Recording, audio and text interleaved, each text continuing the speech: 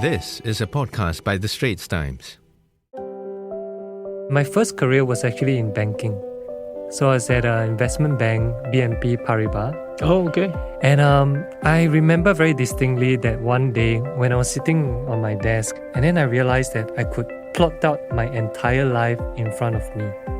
So it's like, I'm going to move from table 1 to table 2, and then I get closer to the window. And at the end of the journey, I'll get a room to myself. Maybe that's what Quah Zheng have today, but... So I have a room, but there's no view. Just that one instant, I got a little bit jittery and I got to do something different. And that day, I decided to tender. More young people are choosing the path less traveled. Rather than joining companies when they graduate, they want to start their own businesses. They want control over their own path rather than being just another cog in the machine. But what exactly is needed to start your own startup? Do you need to be a trust fund baby and have lots of inherited money from your parents? Can you start with just some savings and a bright idea?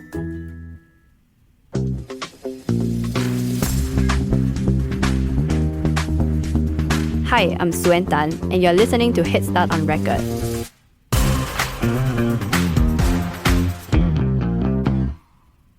In the studio with me is startup founder Quah Zheng Wei, who started a business aged 27. He's now 32 years old. I also have with me the banking guru who makes all your startup dreams come true, or who can at least point you to the right people for a better shot at it. He's DBS Group Head of Corporate and SME Banking, Quah Zheng. Welcome to the show. Maybe we can start with Quah Zheng first. Say I'm fresh out of school. For example, I'm 24 and I want to start a business selling custom-made tote bags online. So how do I go about it? What are the steps I have to go through first? In my mind, for someone who fresh out of school, wanting to do something, the question is it doing it for passion, or is it doing it as a hobby, or doing it for the long term? Are you identifying that there's an opportunity, there's a gap, whereby you can fulfill certain needs of that gap, and you can make a living out of it, right? So I think that's important. And for you to look into whether the segment that you're targeting is big enough, right? For you to actually continue to actually do what you love to do, right? And make it into a career. And then other than the segment, obviously, if you're doing online, things got to be a little bit more trendy, sexy. So maybe you have to create a name that is can resonate very well with the segment you're targeting, company name or the product name. And you got to be very familiar with which channel, which media that you want to get into to actually broadcast or promote your services or product. Of course, if you're going into really serious stuff, then you need to set up a company, right? So I think that's maybe some of those easy stuff that you really need to do. And then obviously through friends, your own community, word of mouth promotion, I think those are very important. If you don't have that, you have no friends, then I think it's very difficult for you to start. Yeah. Right, okay. And then if I decide that, okay, I have all these things in place and I want to start a company, I come to DBS, I come to you. So what is it that you would then help me to do? If it's just really a startup, as you know, you're doing it just maybe during your free time, first thing is that, do you really have the money? Are you taking it from your own savings account? You're borrowing from friends, you're borrowing from your parents. Good that if you have a rich dad, rich mom, maybe can help you. If you're really looking into it very seriously, you come to the banks. The banks will definitely ask you for your plans, right? In terms of what is your 2 years, 3 year plans? How do you break even? What is your cash flow like? What is your overheads? And how are you going to market it? Do you have a long-term plan beyond the 3 to 5 years? Over at DBS, we do encourage and we do support, especially startups. And if there are really businesses that is doing for good for the community, I think we're prepared to do even more.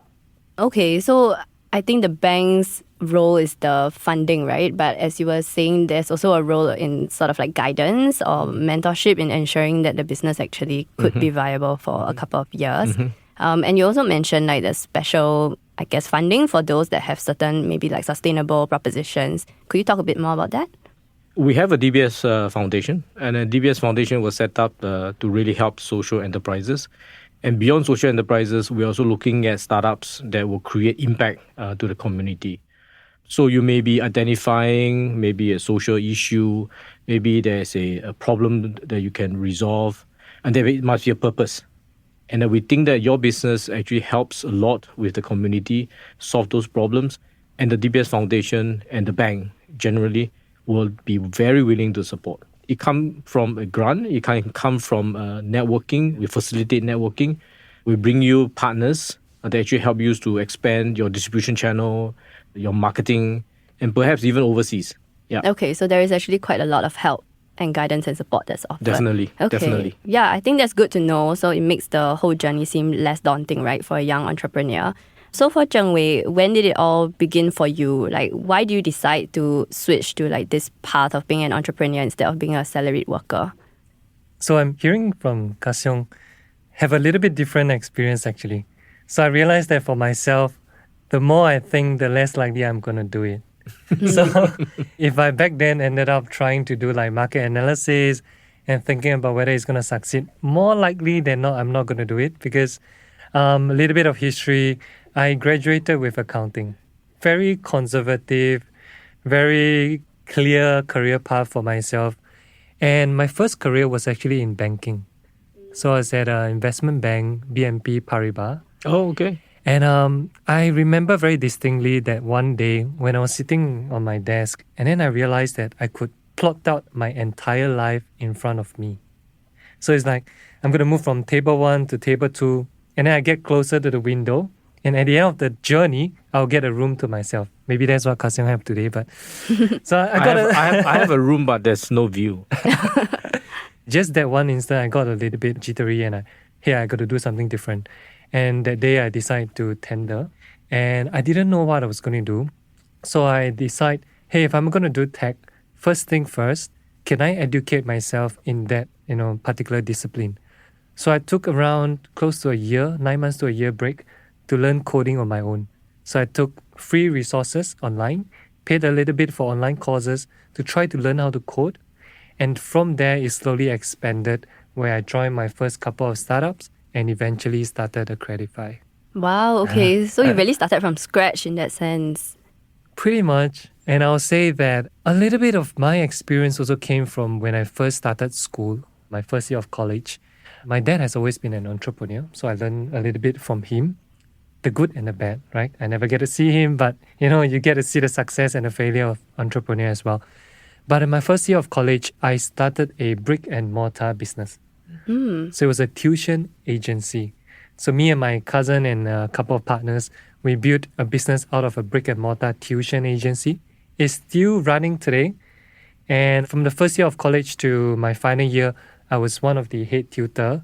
So we did everything, right? As a tutor, you also have to buy toilet paper, clean the rubbish, sweep the floor, do marketing, do flyers and things like that. So that was really my first entrepreneurial journey. But it was very unexciting because it's still very constrained to a very well-established industry. So yeah, I would say that while I technically started Accredify from scratch, it was not my first business. Right, okay. And how old were you when you started Accredify? Accredify began in 2019, middle of it. So I was 26, 27. Wow, okay. So that's really young. Really? Yeah. We have seen, so many younger entrepreneurs today because I'm very active in different initiatives with different associations and ecosystem. I've seen really students as young as 12 and 13. They're already CTO of their own company. And there was a program with the Singapore School of Science and Technology where our company actually mentored different groups of students, participated in the hackathon. And really, the clarity of thoughts, the maturity that they have is just quite mind-blowing. And it made me feel like I'm a bit late. Wow, okay. Yeah, actually, for Siong too, are you seeing more younger people getting into entrepreneurship earlier these days? In fact, I resonate with what he has said. In terms of younger people coming on to being their own bosses, we see, based on our own internal MIS numbers, we saw a 30% jump year on year in younger people coming on to become an entrepreneur. And definitely the trend is actually picking up. And in particular in areas like services, in IT, online platforms, things like that. Not in particular weightage in terms of which one has more, pretty evenly spread. yes, I do recognize that, there are more and more of younger individual willing to step out to be their own boss. Okay, and what sort of businesses do they set up? I just mentioned about services. I mentioned about IT. A lot of the professional lawyers, accountants eventually turn to be a coder. Yeah, so I think saw that trend. And I think the biggest trend that we see because of the Gen AI and AI ML, the artificial intelligence and machine learning, a lot of these are opportunities, and also they see great potential in this area. And they do identify that there are quite a clear path whereby there are problems to be solved, and they see that gap, and they're jumping onto that bandwagon, and also the opportunity to bring them forward. And I think that segues quite nicely into what you do in Accredify, right, Zheng Wei? Because Accredify is it a tech space, or do we call it fintech? Yeah, we're in the tech software as a service, as we call it. So we provide services and software to enterprises where they can actually utilize within their business process. Okay, and do you have examples of what sort of service you offer? Yep. So Accredify specializes in taking data and creating verifiable documents out of them. So we help to secure very sensitive, very high-value data by allowing them to be verifiable, meaning you know exactly where it came from, you know that nothing has changed, and you know that it's still valid. So with these characteristics, we can then think about the different use cases. For now, Accredify has been very active in both public sector as well as private, but we have a very long-term goal, which is to connect the different platforms around the world, be it HR, social media, banking, whatever kind of platforms that you can think of, and help connect them to different data sources. The tagline for Accredify is, no information should be secondhand. So we believe in that. Yeah. Okay. Where do you get the idea for this though? Because it sounds like something that is very necessary in this whole scam-ridden world, right? I would actually not try to claim credit for imagining that AI will come so quickly and in such a fast manner. But yes, you're right. When generative AI came out, the rise of misinformation, scam, and fraud just make it so important what we do today. And it's only going to exponentially increase going forward. So compared to 2 years, 3 years ago, you would not even imagine things that you see today could potentially be real or fake. Right? Today, if you see a photo, it has come to a point that we can no longer for sure know that it's a real or fake one. So that's why I think for Accredify, it has been more important today than ever before. And do you think startups are particularly coming up in this tech space then? Because it is something that's growing, right? We require so many more tech services because the whole landscape just changes so fast.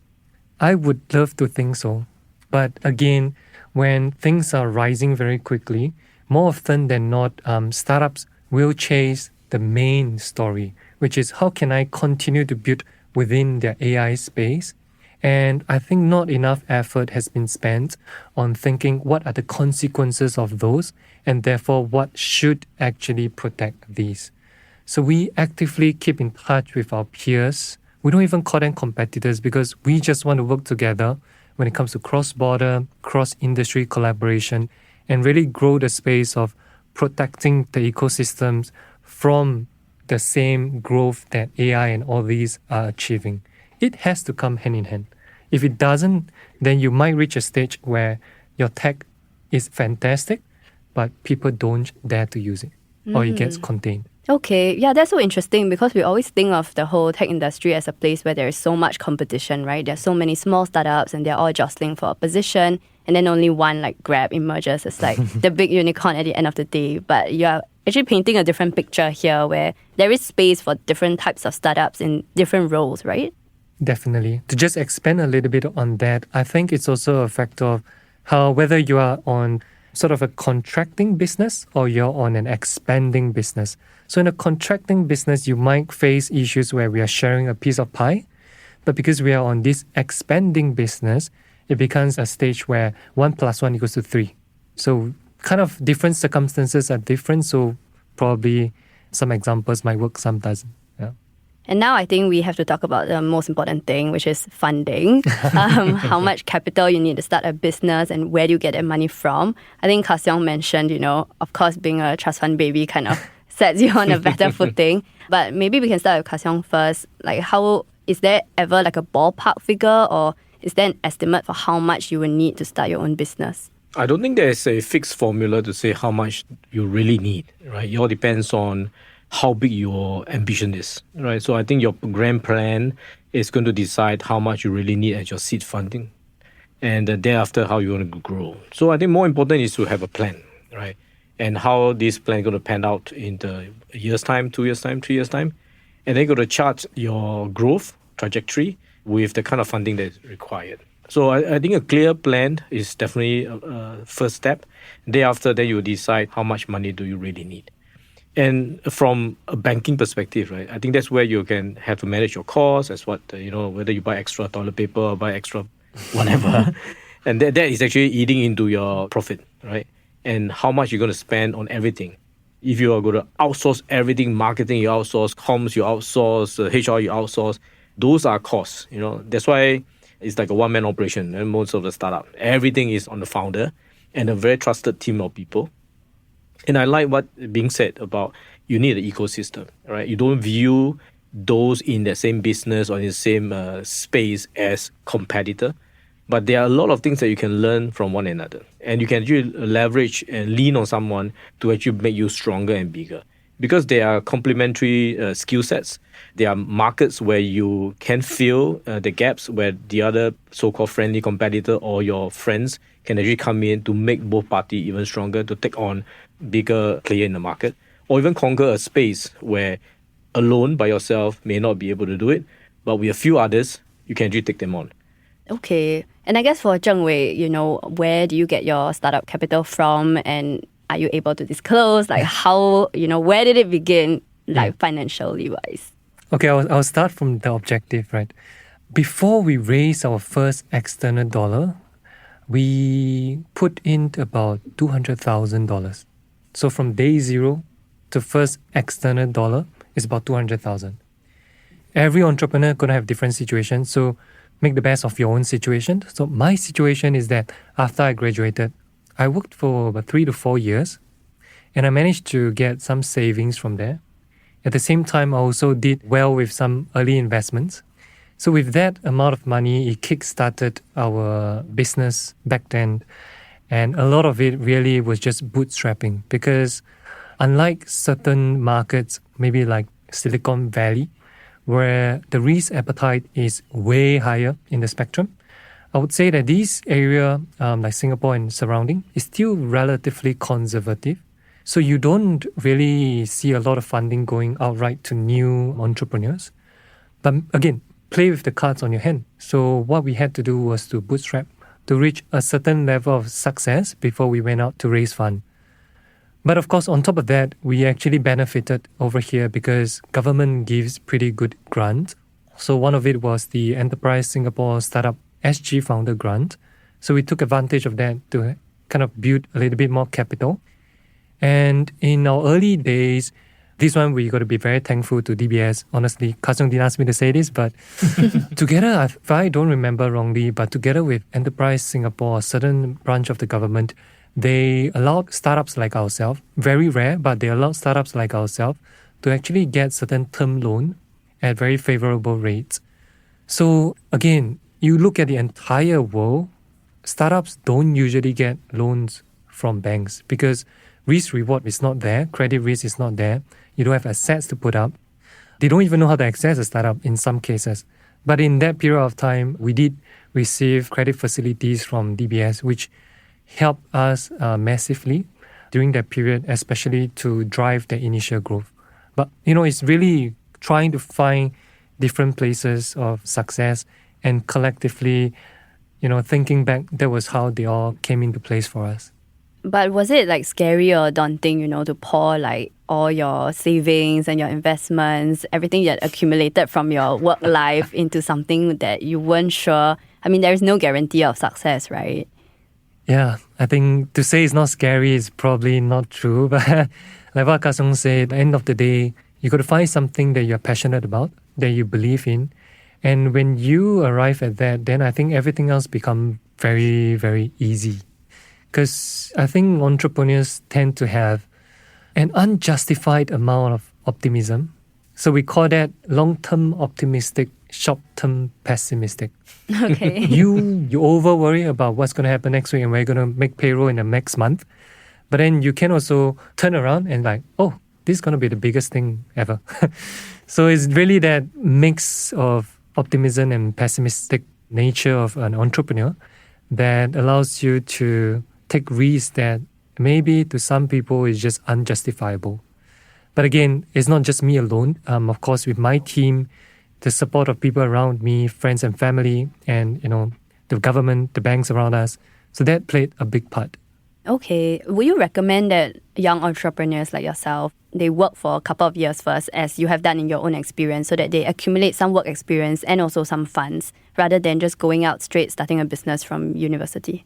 So I think there's no one right way for anybody, because I do firmly believe that every path is created a little bit differently. So another person that follow my path will have it totally differently, and really figure out what resources you have on hand. At the same time, what fits your own personality and characteristics. So are you the kind that thrive when you take extreme risks, or are you the kind that really do well when you build a business slowly ground up? So if we go back maybe 10, 15 years, startups really are classified only as those that can blitz scale. So you find a big problem, tackle a big market, raise big fund, keep going and pushing all the way into IPO. You don't have to make money, you don't have to be profitable, just keep going. But if you look at today's trend, that has changed. So startups, entrepreneurs are taking a very different perspective on, I just want something that I own, something that I'm proud of, and I don't need to hire 100, 1,000 people. I need enough of myself, maybe 3 or 4 staff, and I can create a fashion brand. I can create F&B. So I think, or services like Quah Zheng mentioned, but these different ways of looking at entrepreneurship is quite exciting for me, because that means that more Singaporeans will start to explore and not be like, there's only one way to look at entrepreneurship, and if it's not for me, I cannot be an entrepreneur. That's really interesting, actually, looking at how the way people have defined success for a startup has changed, right? And I think that also, again, leads nicely into my next question for Quah Zheng, which is, you've seen all these startups in your job. How many of them, or what percentage of them actually succeed in like 3 to 5 years, for example? Because we hear so many success stories, but we don't hear the other side, right? Yeah. So this is not an official statistics for sure, right? So I think for startups within the first 3 to 5 years, I would say maybe more than half will not be successful. They'll drop out. I think if you go into the 10th year, probably 2 out of 10 will make it. Wow. Yeah. I must acknowledge that I think the journey for the startup is not the easy one. Having said that, I think if you unwind the clock and go back that 10, 20, 30 years, I think even tougher. But now, I believe with all the support structure in place and the young with a different mindset, and with all the grant schemes available and the environment itself, I would dare say that this trend will reverse. And I think more and more of the startup will definitely able to be successful. Definition of success doesn't mean that it has to be a unicorn, doesn't mean that you have to be a list co in either NASDAQ or even any other stock exchanges. Right. It's actually defined as what is the initial thought and the purpose of you doing this business. Is it a key problem statement that you're trying to resolve? I think that's where the drive, the passion, and also the enthusiasm of the founder to actually make this a impactful so-called outcome. But you're just simply going for fame, going for money to be a list co, and then you say, okay, I have a listed company. I think you're missing the main objective. So I think the definition of success, again, will not be just simply on monetary and fame, but I think it's where the main purpose is. Yeah. Right. Okay. And so for Zheng Wei yourself, Accredify has been going on for quite a few years, so it looks like it's going well. What do you think are like the ingredients for success for yourself? One saying that I've heard is that a startup only fails if the founders give up, right? Otherwise, technically, you'll never end. You just keep going and going and going and going. And with that in mind, I think, as cliche as it might sound, but really it's about the team. So all the way from the founding team to the first few hires that we had up to today, every single person that we brought in managed to bring Accredify to another step. Even if they are not with us today, every single thing that they have done has brought us to where we are. And I think that kind of ownership that we instill into everybody in our team. So there's a concept called employee stock option plan in startups, where you make sure that employees get stocks at the end of the day. So they're aligned to the success of your startup. So in Accredify, we make sure that everyone who is here for us in the long term, they are part of this plan. So what you want is to create both a practical incentive, but also more from the human part of things where people feel that they belong and that their success contribute not only to the company, but also back to themselves. I think that probably is one thing that we have done really well. And of course, in addition to that, finding the right product, right price point, commercial value, things like that all come into place as a peripheral. But I think for us, finding the right people, giving them the resource they need, incentivizing them correctly, and then give them the autonomy. Believe in them and let them run. So that I think, if I have to boil down to one thing, that's it. Okay. Quah Zheng, how about you? What do you think are the main ingredients? I think that when we talk about the team, I think that is actually very important.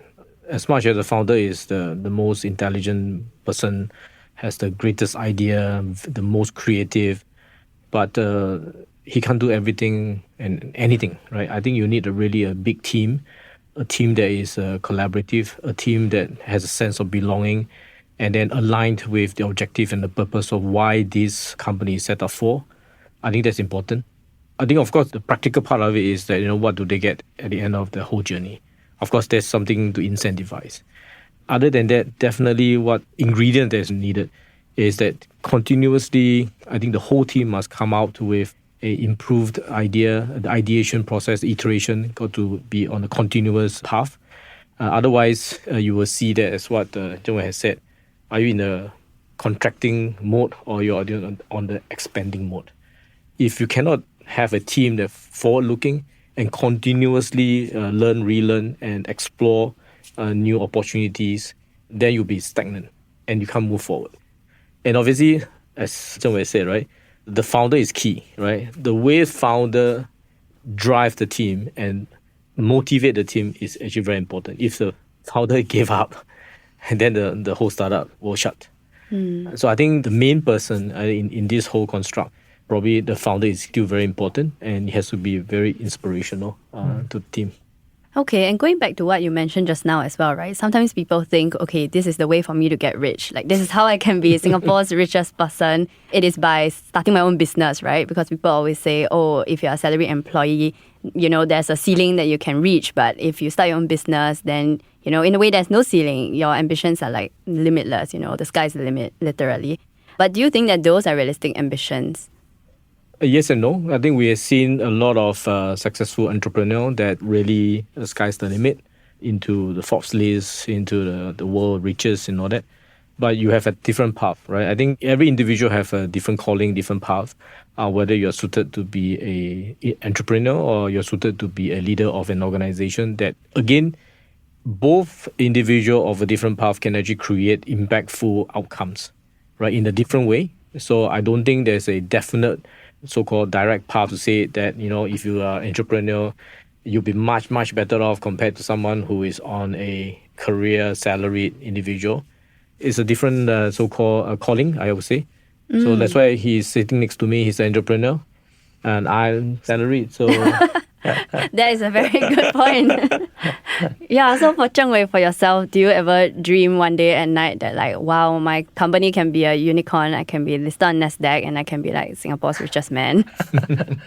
I think chasing after chasing after the wealth part can help you to be ambitious so that you know how to create a higher peak each time your startup achieves a certain milestone. You instantly try to achieve the next bigger peak. But I think based on what I've seen, startups is more about surviving the trough let's say it's always a cycle of up and down. It's about surviving the trough more than it is to create a higher peak. Because you have all the time in the world to keep creating higher peaks. But once you give up at the first, second, or third, or fifth, up to the 99th trough, at any point of this, they decide to give up. That's it. So I think my recommendation for people who are more monetarily motivated, find a place where it's more performance, sales-driven, hedge fund. Those are going to give you way more money from a probability measured perspective than an entrepreneur.